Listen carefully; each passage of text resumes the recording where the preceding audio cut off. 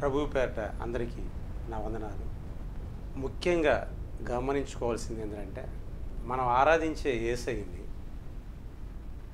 మనకి దేవాది దేవుడైన యేసయ్యని ఇష్ట ప్రకారంగా మాట్లాడుతున్నారు.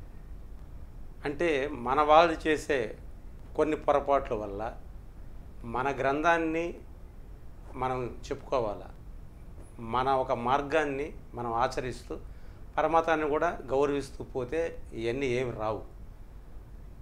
ఎవరో ఒకరు మాట్లాడిన తర్వాత వాళ్ళని విమర్శిస్తే బాగుంటుంది, కానీ యేసుప్రభు గారికి జన్మనిచ్చిన తల్లిని, యెహోవా దేవుణ్ణి, బైబిల్ని నల్ల పుస్తకం అంటూ ఈ విధంగా మాట్లాడుతున్న కొందరి గురించి ఎవరు ఏది మాట్లాడినా మనం వెళ్ళి ప్రార్థన చేయటమే ఒక ముఖ్య ఉద్దేశంతో గుంపుగా, అది 1000 మందా 2000 మందా అనేది ఎంతమంది సభ్యత్వం వస్తారో జిల్లా అంతా పర్యటించడం జరుగుతుంది.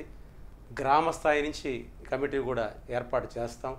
కాబట్టి ఇది గుర్తుపెట్టుకొని మనం ఆరాధించే యేసుప్రభుని కానీ ఎవరన్నా ఏదన్నా అంటే మేము గుంపుగా పోయి ప్రార్థించడానికి, మన యేసుప్రభుని మనం ఆరాధించే మన తండ్రినే అంటుంటే మనం గమ్ముగా ఇళ్లలో కూర్చొని ఆ కామెంట్లో ఏయో పెట్టుకుంటా, వాట్సాప్లో, ఫేస్బుక్లో, ఇన్స్టాగ్రాముల్లో వీటిలో పెట్టుకుంటా ఉంటే దానివల్ల ప్రయోజనం ఏమీ లేదు.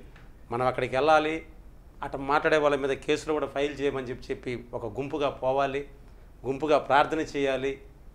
ఎవరు ఏమనుకున్నా మనకు అనవసరం. మన దేవుణ్ణి అంటే మనం ఒప్పుకునే ప్రసక్తే లేదు. కాబట్టి ఖచ్చితంగా రేపు 10వ తేదీ ఉదయం 10 గంటలకు బెరాక ప్రార్థనా మందిరం, మాగుంట లేఅవుట్ దగ్గర పతాకానిపేటకు పోయే దోవలో 10 నుంచి 11:30 మధ్యలో ఈ కార్యక్రమం ముగుస్తుంది.